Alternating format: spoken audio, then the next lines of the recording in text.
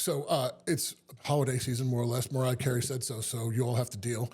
Um, so for today, I'm going to have a little bit of God's Nectar, Pennsylvania Dutch eggnog. Although the best eggnog I have ever had, I will tell you this, humble brag, used to go to the White House Christmas party back when Barack Obama was president. And me and Olivier Knox, who now works for U.S. News and World Report, used to get absolutely dirty shit hammered drinking eggnog. And it was like homemade, George Washington's recipe, apparently. Man, it is just delightful. So anyway, cheers. Boy, that hits the spot. Let's get into it.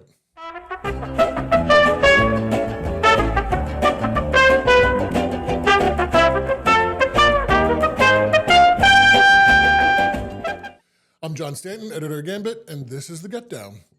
Let's see, for news that's been going on the last week or so, it looks like we've mostly averted the imminent government funding problem in New Orleans, at least for city workers. Although this week, they're still going to be trying to figure out if they need to have a short-term pay gap filled because the big loan that the city got from the state last week may not be through in time. So city workers, I think it's mostly NOPD and other first responders, may be having to get paid out of the rainy day fund, which is problematic, but at least it'll be dealt with. So that's good news. Also good news for this guy. After we did a search here at Gambit through the thousands of Epstein files, Governor Jeff Landry's not mentioned in them. So good job, Jeff Landry. Did not get mentioned in the Epstein files. That's a rare win for you. Let's see what else we got going on in the news this week. It's been a little bit quiet of a week, thankfully. Mayor Cantrell continues to not be a real mayor. That's pretty awesome. And Republicans in the House and Senate, however, in the United States House and Senate, they hate you and your having fun and also healthcare. They, of course, reopened the government after Chuck Schumer cravenly caved. They basically making it so everyone's healthcare costs will go way, way up, and a lot of people will just lose it altogether, which is super unfortunate. But they also stuck into the funding bill, which is supposed to be just a clean bill, two provisions. One, that would allow 8 of the senators who were part of the January 6th insurrection to sue the government over the FBI accessing their phone records as part of their investigation, and that's just a bunch of crap. That may be taken out. But a second provision which won't be taken out and which will have a huge impact on New Orleans and Louisiana is what appears to be a total ban on THC consumer products, including seltzers and gummies and things like that. It's a multi-million-dollar industry here in New Orleans. Lots of companies have sprung up and have been doing extremely well. There's no danger from these drinks. People really enjoy them. But Republicans are trash and hate you to have fun and enjoy yourself, apparently. Although I guess maybe if you go to a certain person's island, maybe they're not so concerned with you having fun. I'm not so sure. So, that looks like that's the news for the week. This week's issue of Gambit is a really good one. It is our winter cocktail recipes and guide. In addition to having stuff on some really great pop-ups at some bars around town, we also have a whole bunch of recipes, both from bars and from staff, including from the Barnett, Beach Bum Berries, and other places. The recipes are really, really great. Some of them are super complicated, but a lot of them are very simple, including my Merry Christmas, You Filthy Animals, which is Pennsylvania Dutch with half as much Michter's rye. Michter's is the best rye you could possibly drink, so definitely that. And then a 2-ounce shot of Michter's on the side to get you loose and conversational and prepared to fight off the wet bandits if they try to invade your house. Hi, welcome. My name's Adam Julian. I'm the bar manager here at Brutto Americano. And today I'm going to be making the Brutto's Pardon for our Thanksgiving menu. This year, Brutto is going to pardon the turkey by making a lovely cocktail that features wild turkey bourbon. First, we're going to dust our cinnamon sugar rim here, and then we're going to start to build the cocktail. So we're going to start out with our Copper and King's apple brandy. I'm going to do an ounce of that. Then we're going to do a half an ounce of wild turkey bourbon. We're also going to feature an orange Amaro called Maletti, which is going to give it that nice little tinge in the back. lingers on the throat. We're going to do 3.5 or 3/4 lemon juice. And then to give it a little sweet back to it, we're going to use Demerara syrup. And that is going to be in 1/2 ounce.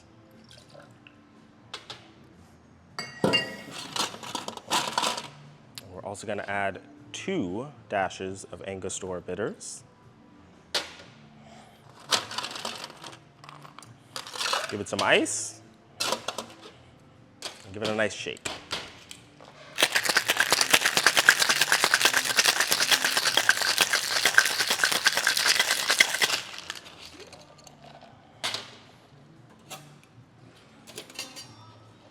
With a nice double strain.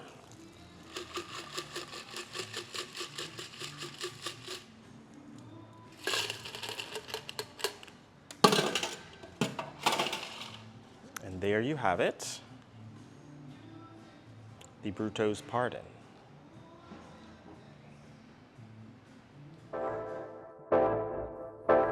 I'm joined by Jake Clapp, music critic extraordinaire. And so what you got for me this week? Yeah, so this is going to be really great. Manny Fresh is going to be performing with the Louisiana Philharmonic Orchestra. It's going to be Friday, November 21st at the Orpheum Theater. But so for anybody who doesn't know, who's been living under a rock for the last 30 years, Manny Fresh was the in-house producer for Cash Money. He is the guy who constructed the sound for, you know, like Back That Ass Up, Go DJ. He was part of Big Timers with Birdman, so Still Fly, Real Big, tons of hits, tons of like helped shape New Orleans hip hop in the late 90s. Basically. He's an icon, yeah. But Manny also for the last 40 years has been an incredible DJ too. So he is going to be performing with the full Louisiana Philharmonic Orchestra. So tons of strings, tons of brass, percussion, everything. But he is going to not only perform these hits that he's well known for, but he's going to essentially make it into a DJ set for himself. So he's, as he told me, he's going to play everything from the Bee Gees to Barry White to trap music. And then, you know, Back That Ass Up and, you know, all these other songs he's well known for. So it should be like a really fun show. He wants people, you know, like you can look good, wear a suit with sneakers, but get up and dance. But, you know, this is kind of continues a trend with the Louisiana Philharmonic Orchestra that they've been doing the last couple of years where they do these really, and it's been very successful, these big shows with New Orleans artists like Big Frida, Tank and the Bangas. They backed the Lost by Ramblers a couple years ago, and that recording won a Grammy Award. Yeah. Alfred Banks, of course. Alfred Banks, Don Richard, you know, they're Layla McCullough. Like, they've been doing some really cool stuff, bringing New Orleans artists into the orchestra. And so the executive director, Anwar Nasir at the LPO, he was telling me about how they're trying to kind of introduce people maybe to the orchestra and say, hey, you know, this isn't a stuffy, you know, buttoned up institution. We're part of New Orleans. And then also maybe some people who really love Tchaikovsky and Mozart and Beethoven, you know, like maybe they'll learn more about Manny Fresh and learn more about Big Frida, and you know we can have a little bit more crossover in New Orleans music. But yeah, it sounds like from what Alfred, when I did our interview with Alfred a few weeks ago, he said that like a lot of the impetus for this was really coming out of the orchestra itself too. Yeah. They're like, and that they really are very sort of heavily involved in it. So absolutely, yeah. No, the LPO were the ones who put this together with Manny.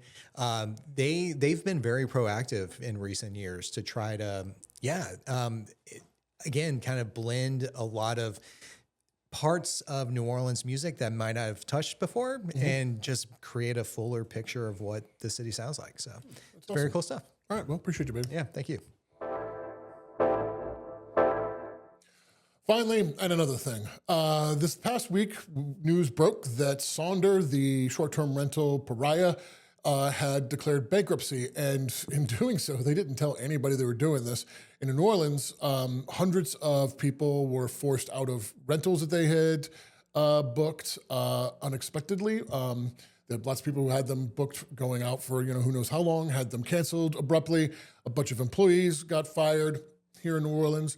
And, you know, I guess basically, you know, Sonder was the best of the short-term rental companies probably that there are, big companies. But they were still trash, and they basically just plundered our neighborhoods. And then now that they can no longer plunder or get as much money out of it as they were hoping to, they decided to go bankrupt, leaving neighborhoods across New Orleans, including my part of the 7th Ward, filled with empty homes that are too expensive to rent to locals, exacerbating our affordable housing crisis, pushing black people out of historically black neighborhoods like Treme, and generally just causing havoc in our community. And we're not alone. They've been doing this all over the country for years, sort of, you know, cravenly and crassly, only caring about their own profits and destroying the communities that they go into in the process. And while it's good that Saunders is gone, I guess, you know, the damage is done, and I'm not sure we're going to recover from it very easily. Also, an interesting fun fact about Sonder, people may or may not remember, is that Mayor Cantrell hired one of their executives, Peter Bowen, to be the head of the enforcement office on short-term rentals. And so you'll be not unsurprised to find out that during his long tenure in that office, they never really enforced him against anybody.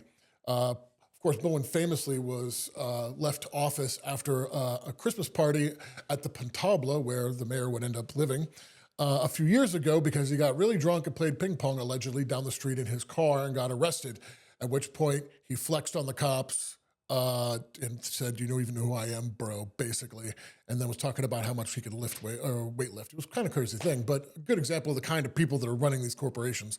Like, they're not good. None of these companies are good. Don't ever, ever, ever, ever, ever fool yourself into thinking that Airbnb or any of these other corporations care about anybody but themselves and their bottom line. They don't care about the people that own the houses. They don't care about the people that are renting them, and they sure as hell don't care about our community. So good riddance. Bye.